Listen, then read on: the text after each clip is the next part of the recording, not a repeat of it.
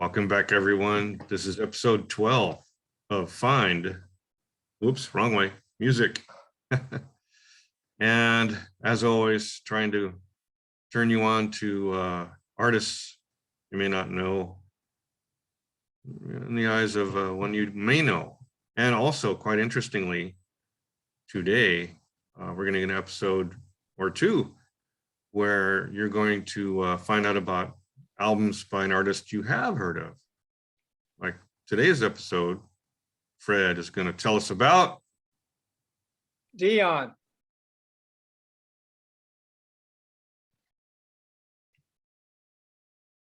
Dion started in 1958 with a hit record, Dion and the Belmonts, I Wonder Why. He's been recording ever since, though many of us probably haven't kept up with him. I have. He joined after a series of hits on Laurie Records as a single artist, Run Round Sue and The Wanderer. He joined Columbia Records and had a few hits, Ruby Baby and Drip Drop. They were R&B tunes.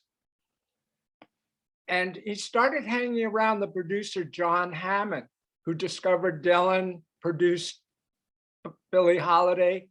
Hammond turned him on to the blues, and he started getting serious about his music and started doing blues tunes and folk rock material. But Columbia never released it in the 60s.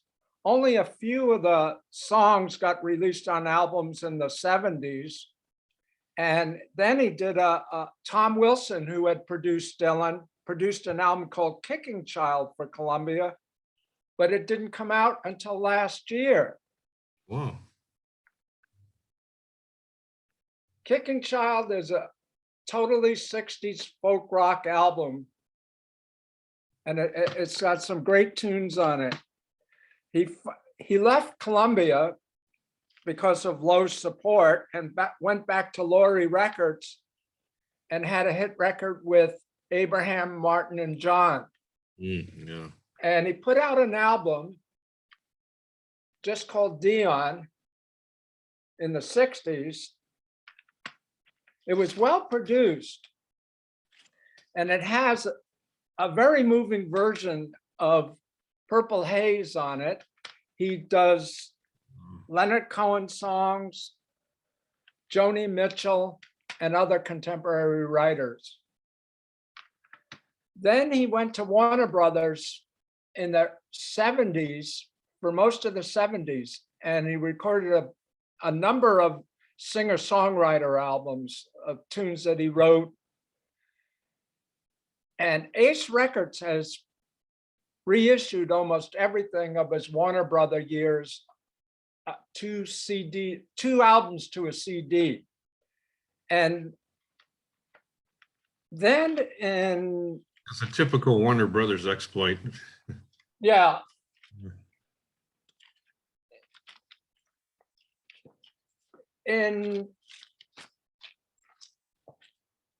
Let's see, in the 1970s, he was produced by Phil Spector for Warner Brothers. Born to Be With You. It wasn't too well received by critics because by then, Phil Spector's Wall of Sound started falling out of favor with critics. His background music of the tunes that he produced, the 9 songs, was incredibly loud and roaring. But Dion's vocals kept up with him, and they put out an amazing album.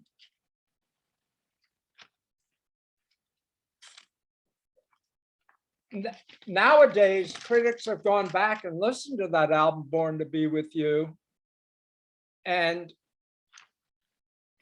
enjoy it a lot. A lot of punk rockers and groups today have looked back on that album and said it's been an influence on them.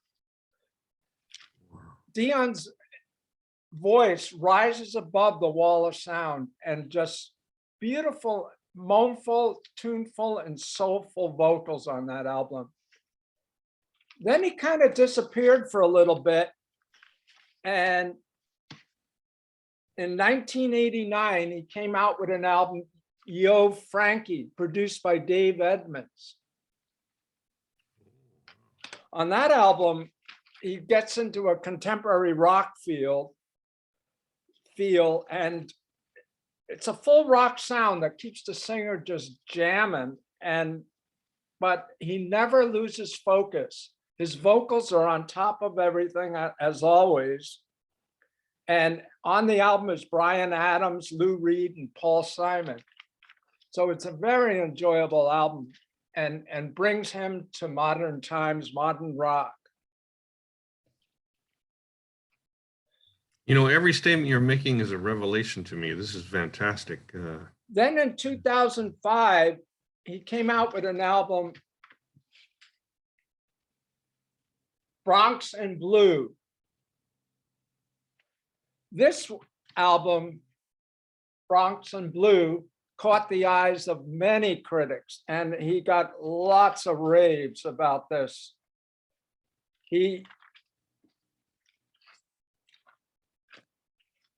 It's an acoustic album, and he does it with such passion and such an authentic feel that the album is just an amazing album. He does Robert Johnson, Willie Dixon, numerous blues artists. And he was nominated for a Grammy for that album. He was inducted in the Hall of Fame, and lots of people started taking notice of him. His next album was on an actual major label, Verve Records. It's called Son of Skip James. This time he added some electric blues, and he's right back singing with complete freedom and abandonment. And because he grew up on blues in the 60s after John Hammond took him to Newport Blues and Folk Festivals. And again, it's Willie Dixon. He does some Junior Wells, Skip James, among others. And a critic said he can still sing like a lonesome midnight angel standing in front of a burning trash can.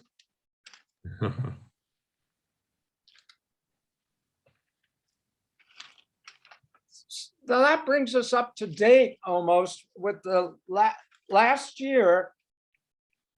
He came out with an album called Blues with Friends, featured Van Morrison, Jeff Beck, Paul Simon, Springsteen, among others, on KTBA, Keeping the Blues Alive record company.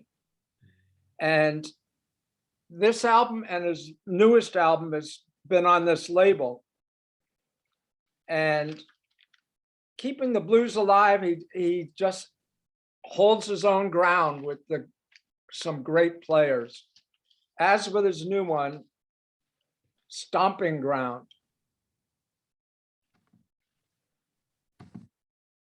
This came out about a month or so ago, and again, he writes all the songs, co-writes them with, and Billy Gibbons, Bob Skaggs, Clapton, Peter Frampton, and a duet with Ricky Lee Jones is featured on this album. His voice still has that passion and fire. All these artists have plenty of room to play alongside him, but they don't overshadow him. That's what makes this album so great. They have room to stretch out, but yet Dion doesn't get lost in the mix. His voice is still there, as if he's playing on street corners or in some dive in the Bronx. It's got a rock and roll, R&B, blues groove. And there's one, Pete Frampton's plays so elegantly on a mournful ballad, and it just rises to a higher ground, the whole album. There's one Hendrix tune on there, Red House, And Keb Mo plays some great guitar lines on that album. And there's a tribute to Dr. John. That's what the doctor said. It has a honky-tonk blues feeling. Now, I've been a Dion fan for many years. And even at 82, his voice still has the chops, still has the passion and the growl and the exuberance he had in his younger years.